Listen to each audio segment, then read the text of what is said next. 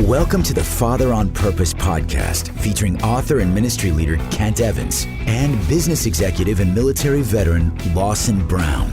This is a show for you, Dad. You want to be a godly and intentional father. Unfortunately, you've turned to these two knuckleheads for help. Let us know how that works out for you. Before we begin, remember this: you are not a father on accident. So go be a father on purpose. Please welcome your hosts, Kent and Lawson.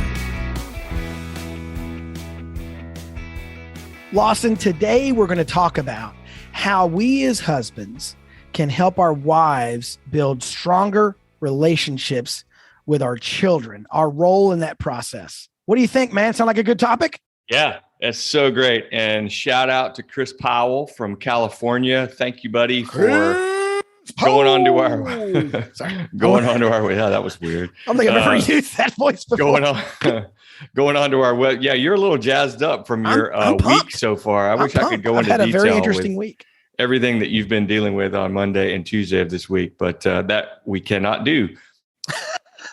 Hey, Chris. Well, we can. We could do it. We'd just have to kill our entire listening audience. It would be really messy. Yeah. Security concerns. Yeah. We got a voice message from our website. Go to manhoodjourney.org/podcast, and there's a button you can click. Give us feedback, give us ideas, talk about maybe your challenges, or throw a question out to the group. Think of the audience to this podcast as an interactive group of probably, I guess, all men who are interested in being a better dad. And so think of clicking that button as a way to engage with them, because it comes straight to us. Yep. We talk about it. And as in this case, it was a great question from Chris. How can I help my wife? In his case, he said, cultivate a better relationship with our daughter. He's a father of 4, 3 boys and one female. So I thought it was a great question. In fact, I kind of had to give it a little bit of thought. And I even talked to my own wife, because I have 2 grown-ish daughters.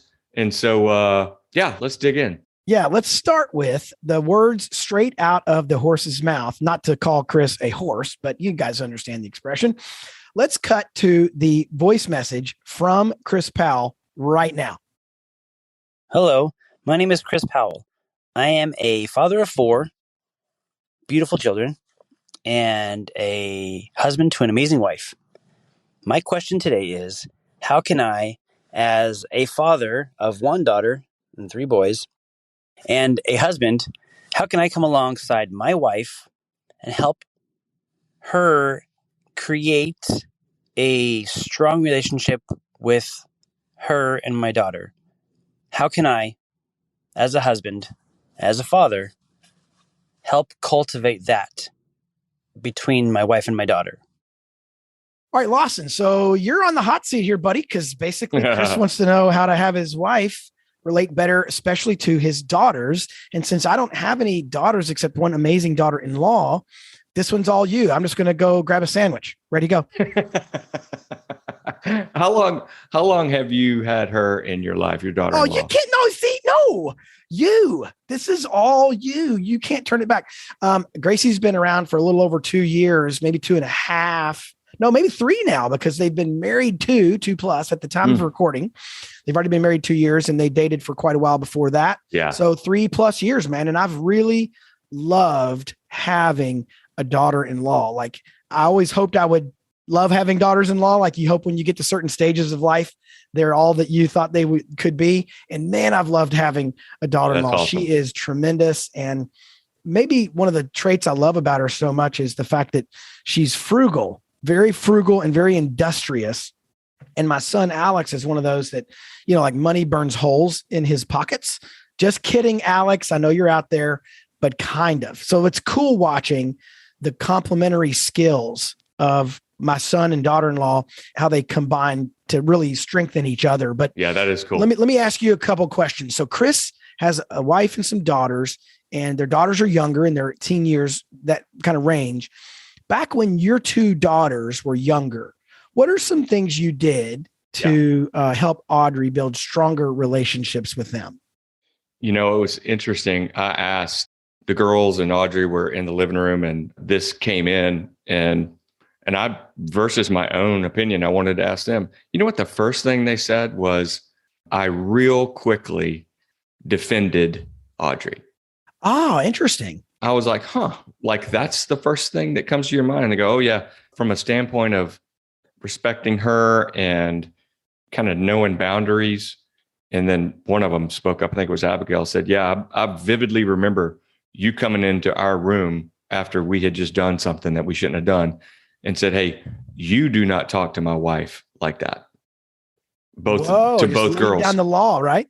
I don't remember it. I do remember, at times, especially I think, and I do want to broaden this to just children in general. And how can a wife help a husband? How can a husband help a wife? Because I think there's some things not we just can talk daughters, about. Right? Not just daughters. Yeah. Right. But I do think there's a dynamic between mothers and daughters where a dad can be kind of especially helpful. Just like I think that there is a relationship between a mother and sons to help the father, because they understand each other better.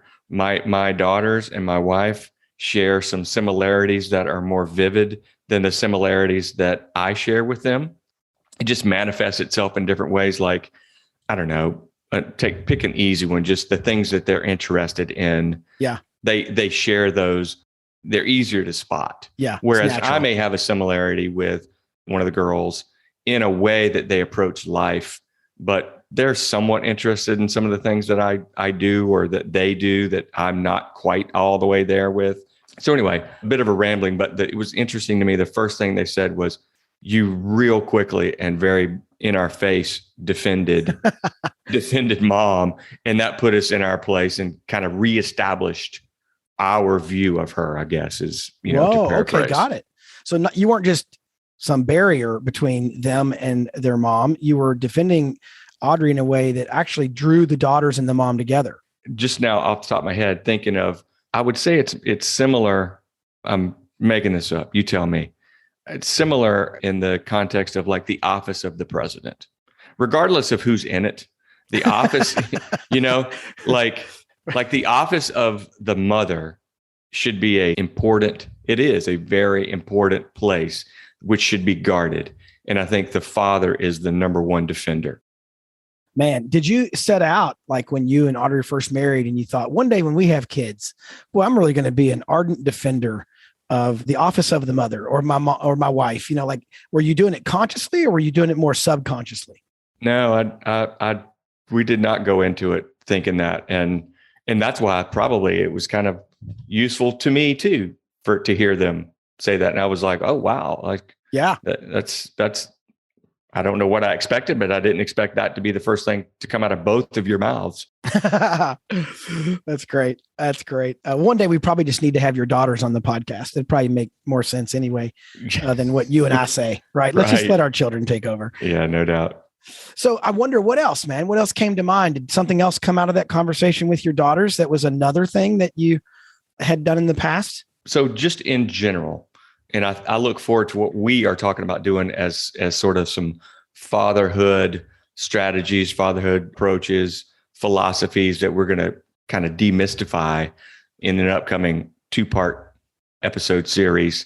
And so what Chris in his voice message made me think about was, what does a cultivator mean? What is father as a person who can help cultivate a better relationship?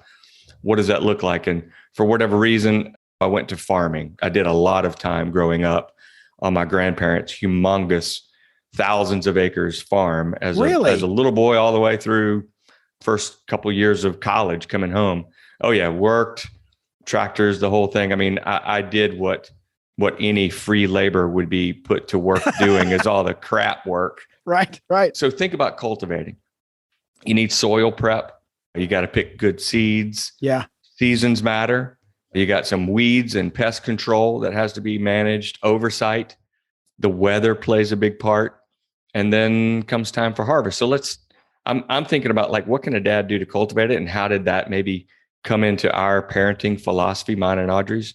Soil prep is, I think, know your kids, know the relationship, the dynamics, their personalities, motivations. Good seed choices is, I think, topics.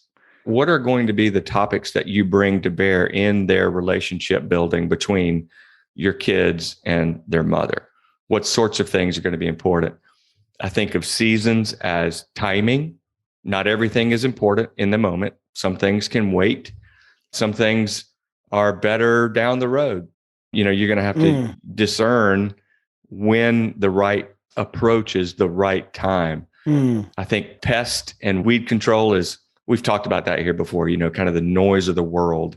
In fact, this past Sunday at church, the Mother's Day sermon was about hearing God's voice and discerning in our interactions with each other how best to display a mother's love for her children as Jesus has for us. Some of that is to help clarify what is true love and loving interactions with just the general noise of the world that can appear a certain way. So anyway, cool. Oversight. I remember my granddad would walk the field. In some cases on the big fields, we would drive it.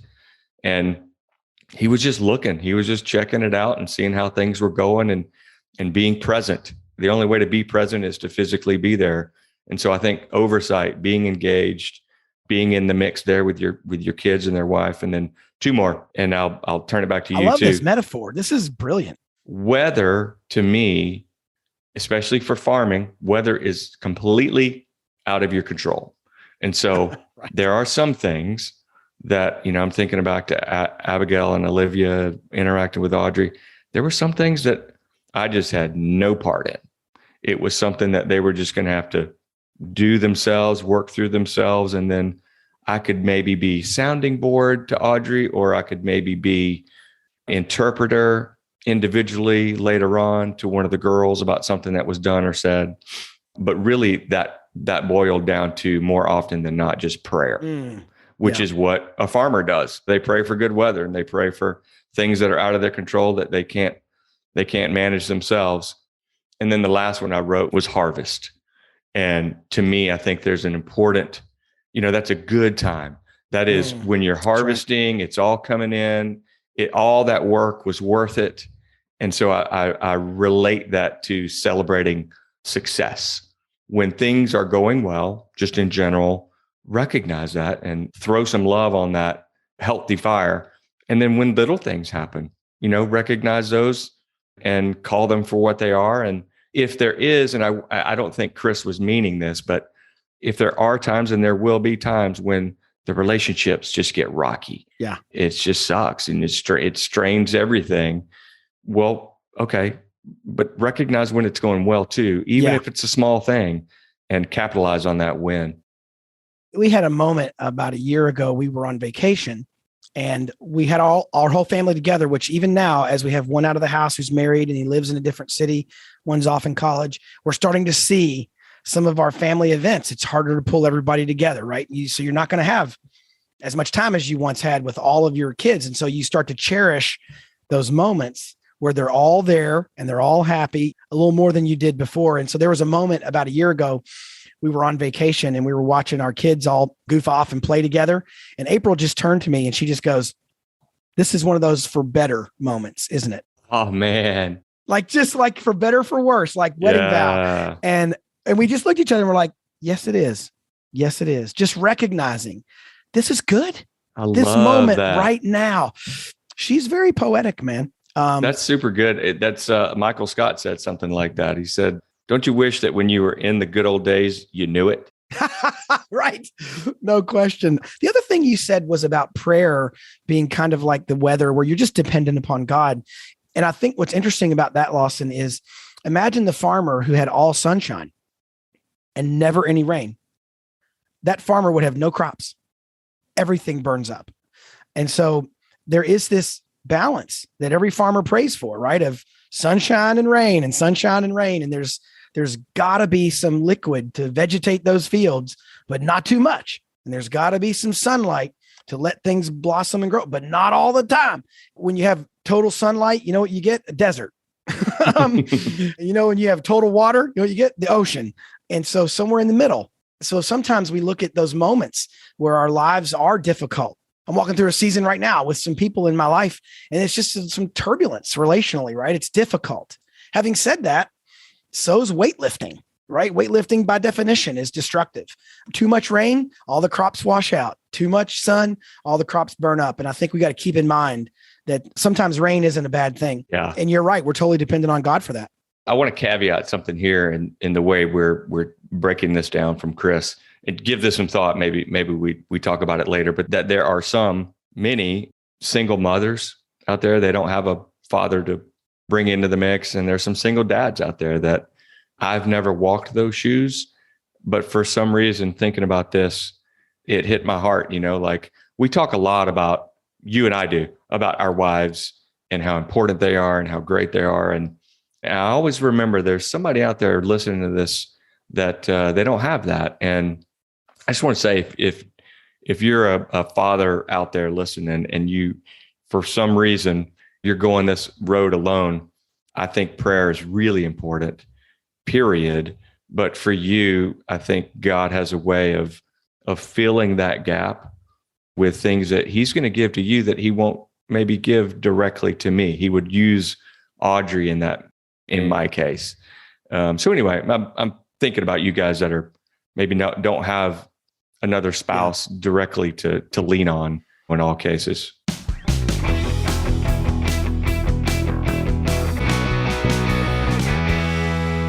Hey, Dad, do you wrestle with anger?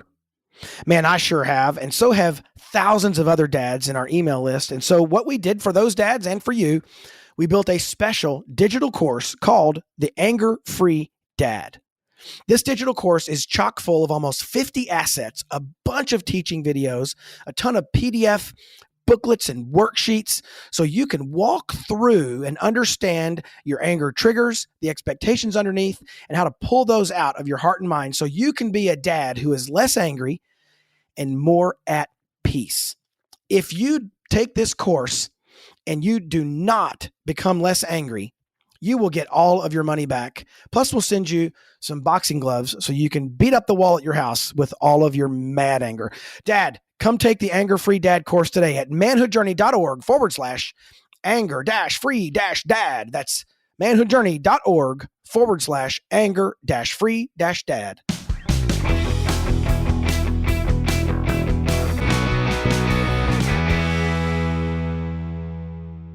That connects, Lawson, to the next point I was going to share about how we can help our spouses connect to our children better, because this connects really directly to those who maybe don't have a spouse right in the equation immediately. I remember one time I was standing at a church. I was with my son, who at the time was maybe, 8 or 10 years old. And a friend of mine walked up to both of us at church. And instead of talking to me, this is maybe at the time a 40-year-old friend, that friend walks up and he gets close to us. And the closer he gets, he bends down and he looks at my son right face to face almost. And he goes, "Hey, you know what you have? Man, you have a great dad. Did you know that?" And then he gives me a high five and walks off. And what I remember about that interaction was that guy chose to edify me in the heart and mind of my child. And I wasn't a single dad. I didn't need him to do that, but it reminds me that there may need to be some other voices in the ears of your kids, and you're smart to pull them in. Now, if you do have a wife around, for me, in my case, what I like to do is remind my children of the positive attributes of their mom, right? Not that they need reminding. They don't walk around here going, "Gosh, I have such a, bad mom. Can somebody give me one good, can I get a testimony?"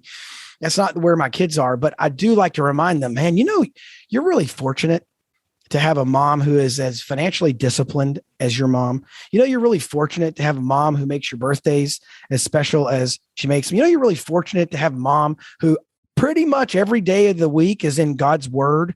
You're really fortunate to have a mom who prays for you. Like, it is my job in part to remind my kids of all the great attributes of their mom. And the reason I kind of connect that to maybe single fatherhood or single momhood is you just might need another voice to do that. If you don't have a spouse handy, you might need another voice to do that. But if you do have a spouse handy, then man, dads, you got to be pouring positive affirmation about your wife into the hearts and minds of your children.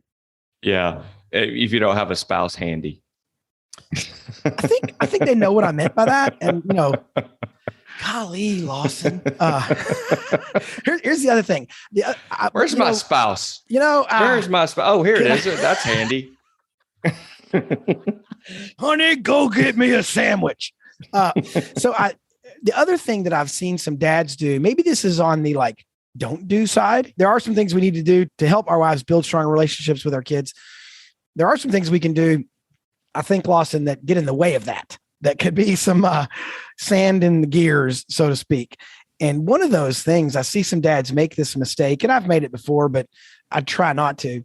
They may have like a little secret or a deal with their kid. We've all kind of joked about your mom does not hear about this, and there may have been some moments where I did something that a little dangerous. Maybe, there was a hammer too close to somebody's head or whatever, that I'm kind of like, okay, look, do we actually have to go tell your mom about this right now?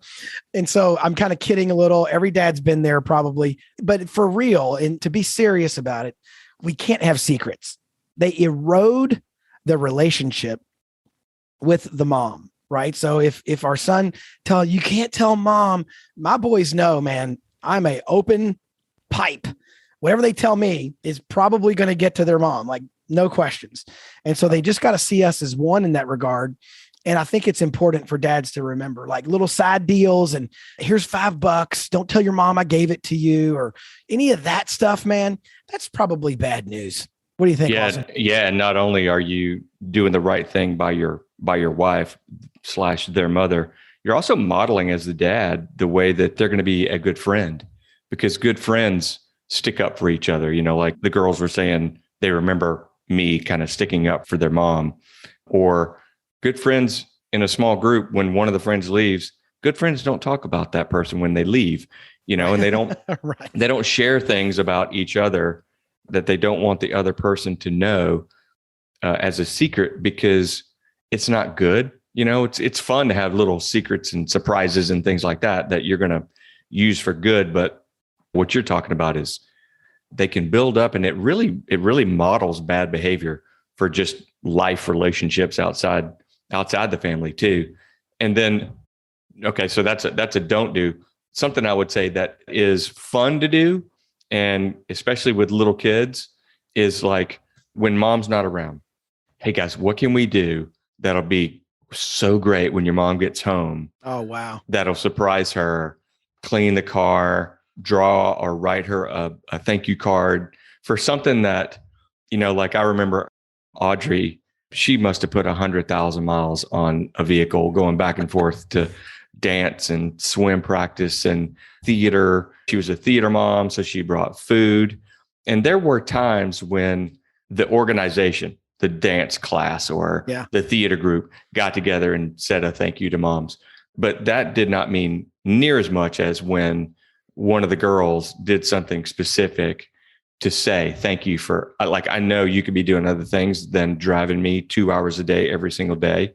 Oh, you know what? I saw an ESPN thing where this pro football player was talking about, it was during the draft.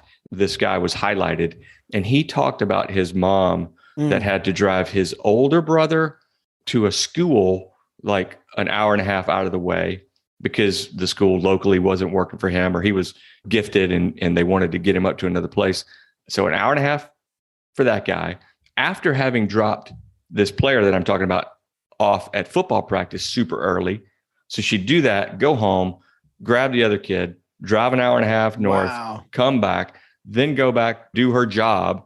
Then after that, go pick the football player up after practice. And I thought it was super cool that what got him to that point was a dedicated mother in his case. It had to be so rewarding to her to see in this moment of glory for him that he chose that moment to talk about how much his mom drove and how much time she spent taking care of her kids.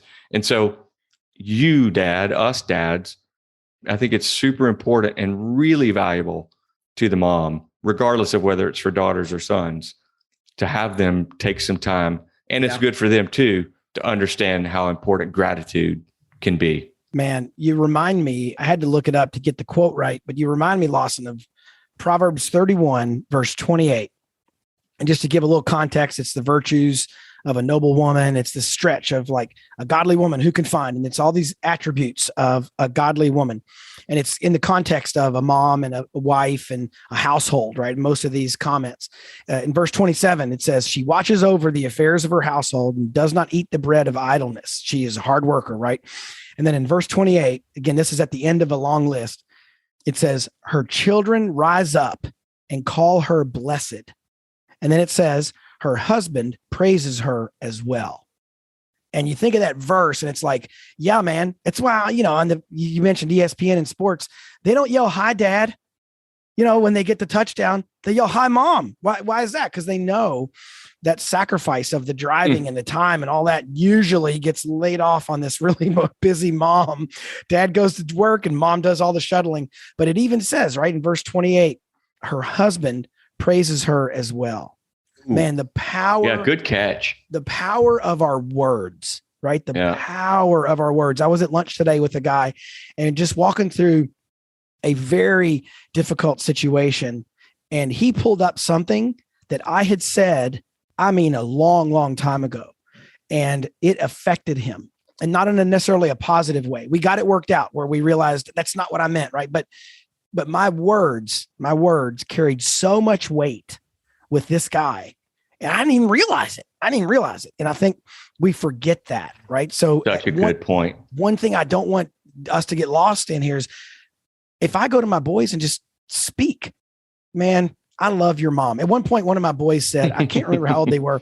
One of my boys said something like, Dad, you love mom more than us, don't you? And I just said, yes. Any other questions? Yeah. Any other questions? And I was half kidding. I like to kid around, but I was also be like, I'm not more than. You can't put love in like a loveometer, and I just made that up.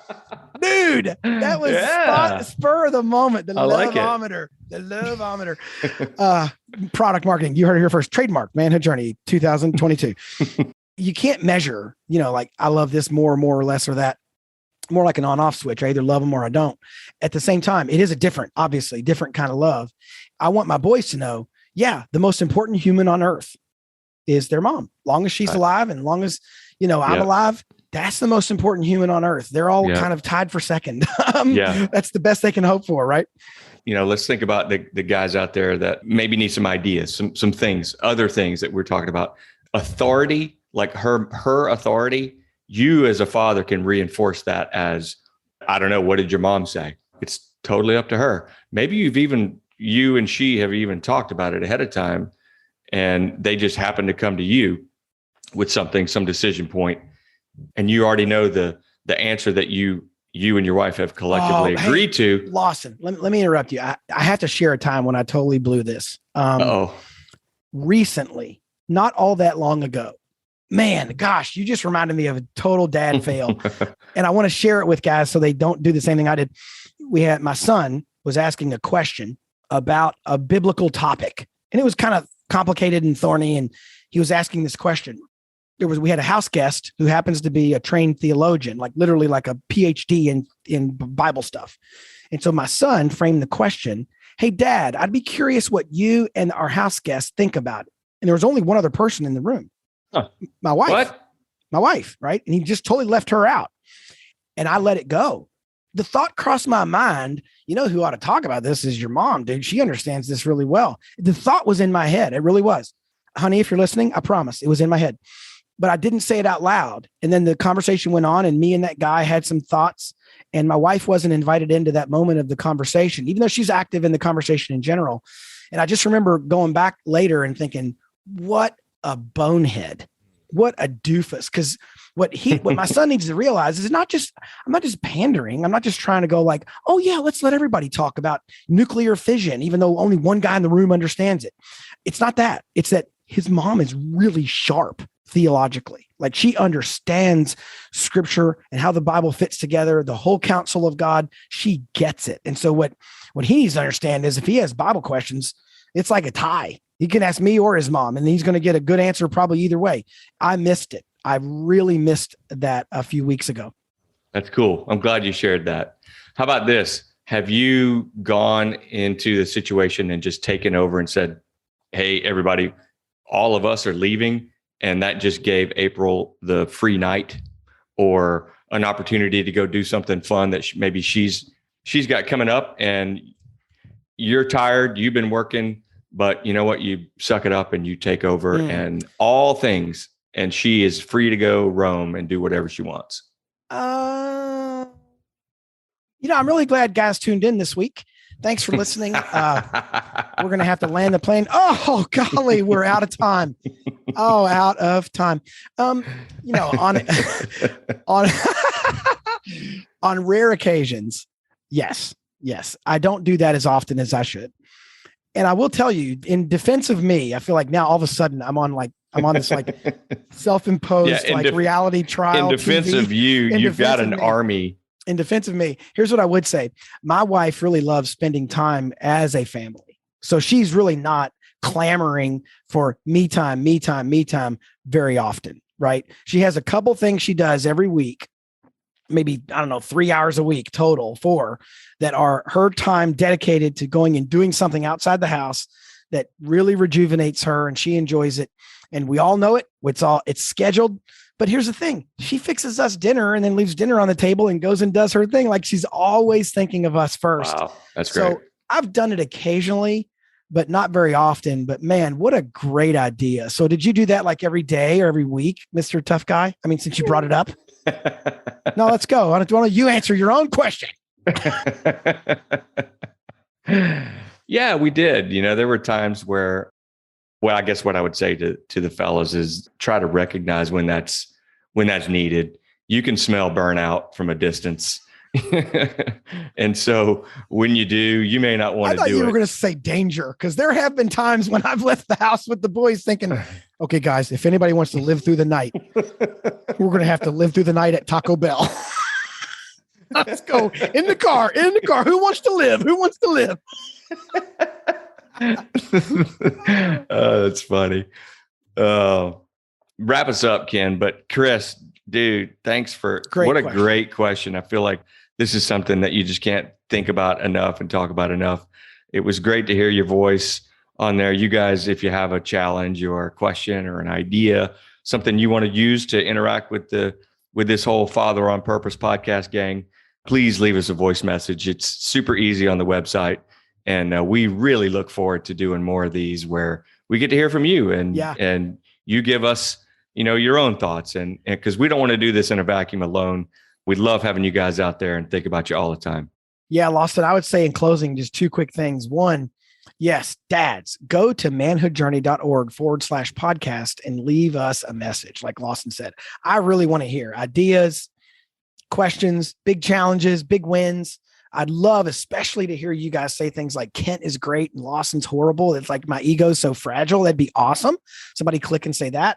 But kidding aside, I love it. In fact, the second thing I would say, Lawson, I don't even know if you knew this happened, but I think the episode that ran right before this one, so we'll call this one the Chris Powell episode. The one right before it was a voicemail from a gentleman named Eric Davenport. And I had coffee with Eric last week in Louisville, Kentucky. We actually he lives here, and we got to sit down and like face to face, man, talk life and careers. And he has an Airbnb. Yeah. We had a blast. So I love nothing more than connecting with guys who are in the pursuit of being a godly dad and who are screwing it up like I am, we're all figuring it out. That's right. One step at a time. And so I had a blast with that guy. So dads, let us hear from you. Please reach out to us on the website, and we would love nothing more than to have you be one of our future episodes, because the question you're wrestling with or the idea you have is something that would benefit probably all the other dads listening. Yeah, right on. Thanks a ton for listening, and please share the podcast. You'll get some moments here on that after we close. Been a blast hanging out with you today, Lawson, as always. You too, bud. Always. Thanks for your time. Guys, we'll talk to you next week.